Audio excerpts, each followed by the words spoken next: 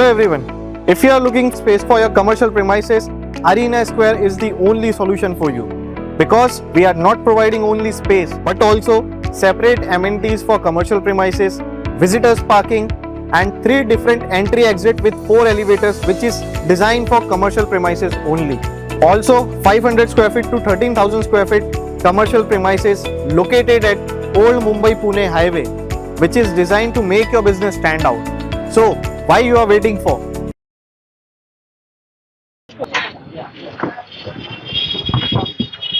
Side हो जाओ, थोड़ा सा साइड दे दो, साइड दे दो सर। हाँ, साइड आप साइड दे दो सर। क्या लिया सर?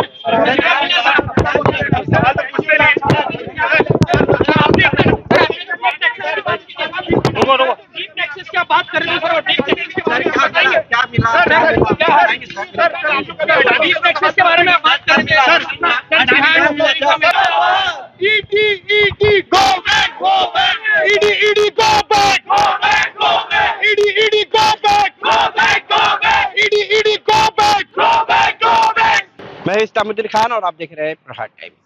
मुंब्रा में एसडीपीआई पार्टी के दफ्तर पर आज दोपहर करीब 1:30 बजे के आसपास में ईडी की छापेमारी शुरू हुई थी और शाम करीब 6 बजे तक ईडी की छापेमारी चलती रही। जो एसडीपीआई पार्टी के जो नेता है सरफराज शेख जनरल सेक्रेटरी है, इसके अलावा शाहरुख खान जो वाइस प्रेसिडेंट है, इन लोगों से लगातार ईडी जो है पूछताछ करती रही। दरअसल आपको बता दें कि एमके फैजी जो एसडीपीआई पार्टी के नेशनल प्रेसिडेंट हैं, इन्हें गिरफ्तार किया गया है ईडी द्वारा। और ईडी द्वारा जो है आज पूरे भारत में एसडीपीआई पार्टी के कई दफ्तरों पर छापेमारी की गई है। इसी में एक दफ्तर मुंब्रा कौसा में भी है, जहां पर एसडीपीआई पार्टी के दफ्तर पर ईडी की छापेमारी आज करीब 5.5 से 6 घंटे तक यहां पर चली है, पूछताछ की गई।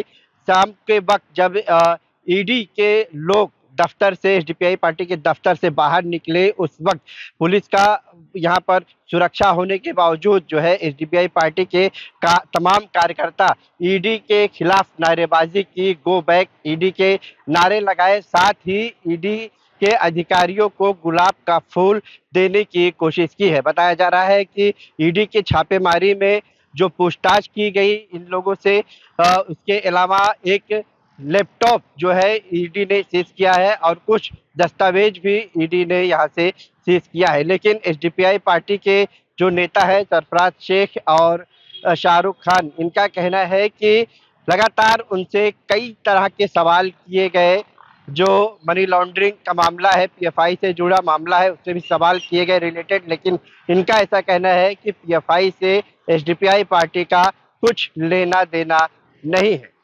काफ़ी दिन भर 6 घंटे तक यहाँ पर जो है ईडी की छापेमारी हुई। उसके बाद जब ईडी के अधिकारी बाहर निकले, मीडिया कर्मियों ने उनसे जानना चाहा कि आखिर किस तरह से छापेमारी हुई, क्या क्या चीज़ बरामद हुई, लेकिन ईडी के अधिकारियों ने कुछ भी नहीं जानकारी दी। जिसके बाद फिर यहाँ पर ईडी के खिलाफ नारेबाजी होने लगी और जब तमाम एसडीपीआई के जो नेता हैं, अधिकारी हैं, उनसे जब बातचीत की गई, उन लोगों ने क्या कुछ कहा है आपको सुनाते हैं।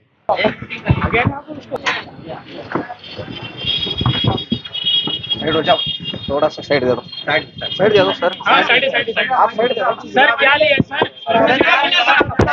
सवाल तो पूछते नहीं। रुको डीप टैक्सेस क्या बात कर रहे हैं सर? डीप टैक्सेस के बारे में बताइए। क्या मिला डीप टैक्सेस के बारे में बात करेंगे सर। सर सुन लीजिए ना, पता ही नहीं सर। सत्ता पक्ष से तो आपने सवाल पूछते नहीं। कुछ आप बता रही है। करोड़ मिला, कितना करोड़ मिला सर? सर पैसे इस्लामिक टेररिज्म और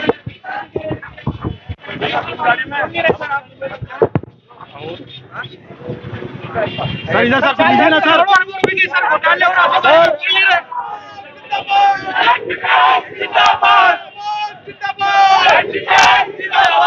ED go back, go back. ED go back, go back, go back. ED go back, go back, go back. ED go back, go back, go back. सरकार जब डरती है, ईडी को आगे करती है।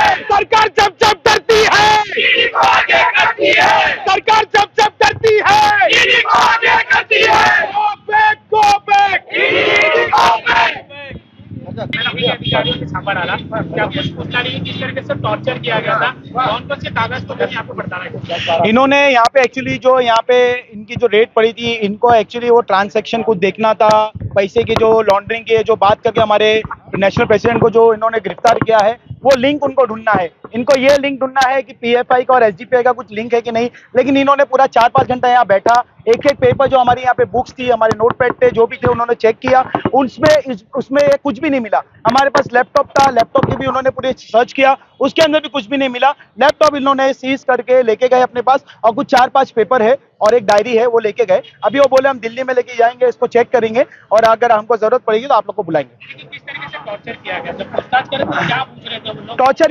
टॉर्चर यही था कि आप पार्टी कैसा रन करते हो, आपकी पार्टी कैसा चलती है, आप को कोई डोनेशन या फंड पीएफआई से आया है क्या, यही सब फालतू जो मोदी सरकार एक प्रोपेगेंडा क्रिएट कर रही है, फेक प्रोपेगेंडा, उसी के ऊपर ये लोग काम कर रहे हैं। लेकिन उनको खुद समझना चाहिए कि इन्होंने यहाँ पे एक 4-5 घंटा बैठ के देख लिए कि यहाँ पे हमारे मेंबर्स कितने हैं, हमारे कैडर्स कितने हैं, हम पार्टी कैसा रन करते हैं। हम हमारे कैडर्स और मेंबर्स से यहाँ पे कंट्रीब्यूशन करके कोई 500, 200, 300, 1000 रुपया दे के यहाँ पार्टी रन करता है। हमारी ऑफिस है 55,000 रुपया भाड़ा, वो हम कैडर्स से और मेंबर्स से लेते हैं, वही भाड़ा हम भरते हैं। लाइट बिल आती है, लाइट बिल भी हम वही कैडर्स और मेंबर्स से वसूल करके भरते हैं, उसके अलावा हमारा कुछ खर्चा नहीं है। कौन से सामान जब्त किए गए? लैपटॉप, एक डायरी, 2-3 एफआईआर की कॉपी थी वो जब्त की गई है, एक हमारी डायरी थी वो जब्त की गई है, और हमारा जो लोकसभा इलेक्शन के टाइम पर जो हमारा एक वो था अपना क्या कहते हैं मैनिफेस्टो था, वो उन्होंने लेकर गए हैं साथ में, बाकी और कुछ भी नहीं लेकर गए। तो उनके सवालात घुमा फिरा के यही थे, सवाल शुरू में या सवाल खत्म में जो है उसके अंदर पीएफआई का जिक्र वो कर रहे थे, जबकि हमारा उसके साथ में जो है कोई भी लिंक नहीं है, कोई लेना देना नहीं है।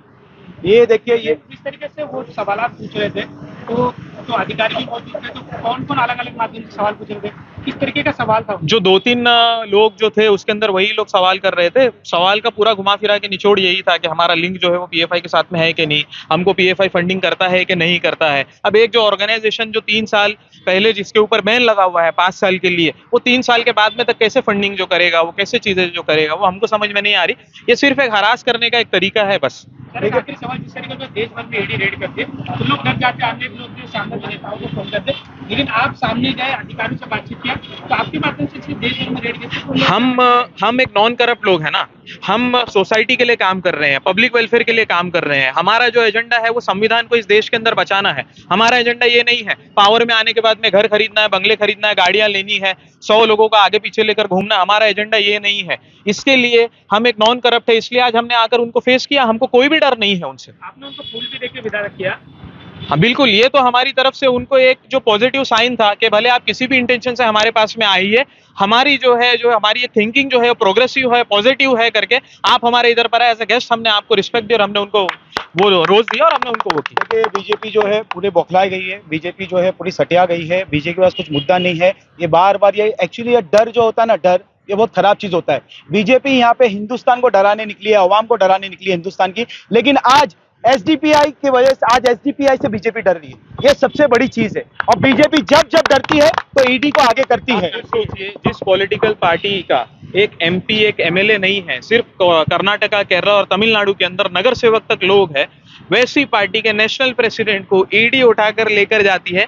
ये हमारे लिए बहुत बड़ी गर्व की बात है, बहुत बड़ी हमारे लिए गर्व की बात है कि हम जो काम कर रहे हैं, पब्लिक के लिए जो हम काम कर रहे हैं, सरकार को जो हम लोग चैलेंजिंग जो काम हम लोग कर रहे हैं, जो चैलेंज हम सरकार के लिए बन रहे हैं, वो सरकार को थ्रेट फील हो रहा है। और इस चीज की हमको खुशी है कि सरकार को जब थ्रेट फील हो रहा है, जो मनुस्मृति लाना चाहती है, तो संविधान कहीं ना कहीं कल को सेफ हैंड्स के अंदर है। और एक बात और लास्ट बोलेंगे हम आपसे, एक लास्ट बोलेंगे, एक मोदी सरकार को एक मैसेज देना चाहेंगे हम। आप कितना भी प्रेशर एनआईए का डालो, कितना भी ईडी का डालो, एसडीपीआई ना झुकेगी ना रुकेगी। जिंदाबाद जिंदाबाद जिंदाबाद। एक सवाल। मोदी जब जब डरता है ईडी को आगे करना है।